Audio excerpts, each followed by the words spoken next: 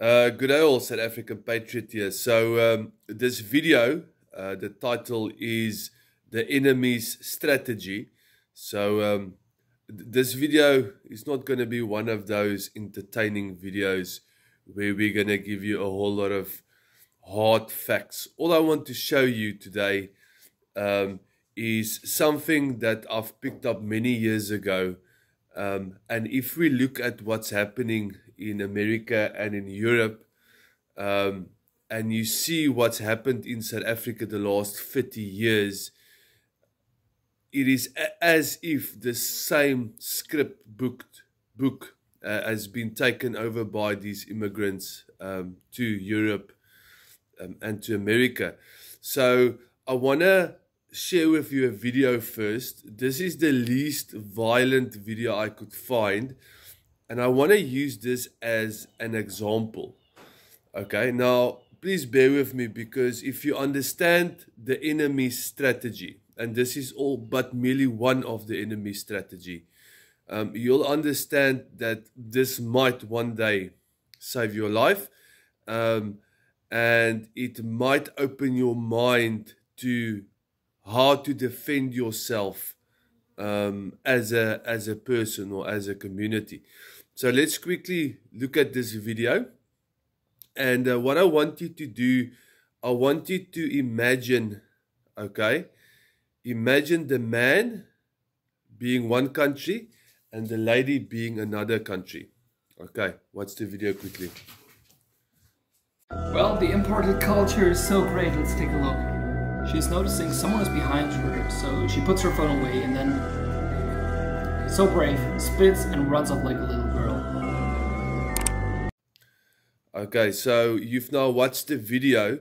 So imagine that the guy spitting on the lady. Imagine that he, instead of spitting, he had a weapon. Okay. Now, one of the main reasons why this guy, doesn't matter where he's from, because this is merely an example. One of the main reasons why this man, and this comes in the strategy of the enemy, two reasons why this man attacked this lady is, number one, is because it's a lady. It doesn't matter that it's a white lady, but the fact that she's a lady, so she's weaker. And number two is she was sitting alone. Okay, so those are the two strategies that the enemy uses. Okay, he wants you to be isolated, he wants you to be alone. Okay, and he wants you to be weaker than you are. Now you'll see in South Africa a lot of farm attacks and a lot of attacks in general. You'll see that it's always a group. Okay, it's never one person on one person. Okay, and they will never do one-on-one, because they know that a farmer one-on-one will probably kick your ass.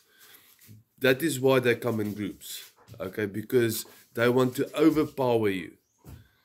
In this case, this video, this man almost surprised the lady because he was standing at the lady's back, and then she sort of realized that somebody's watching her. So the surprise element as well.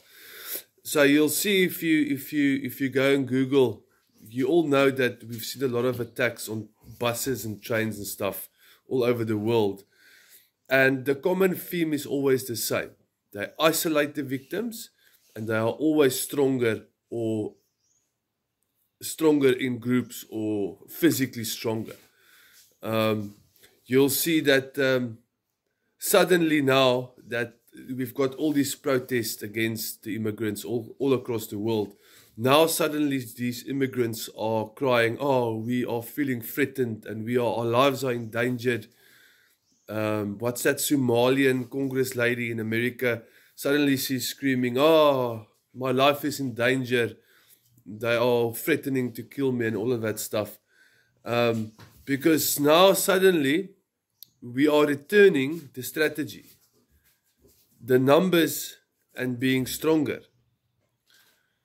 So that's a strategy, and I know a lot, this video might not get many views, but it doesn't matter, because if you understand that strategy, They want to isolate you, and they want to be stronger than you.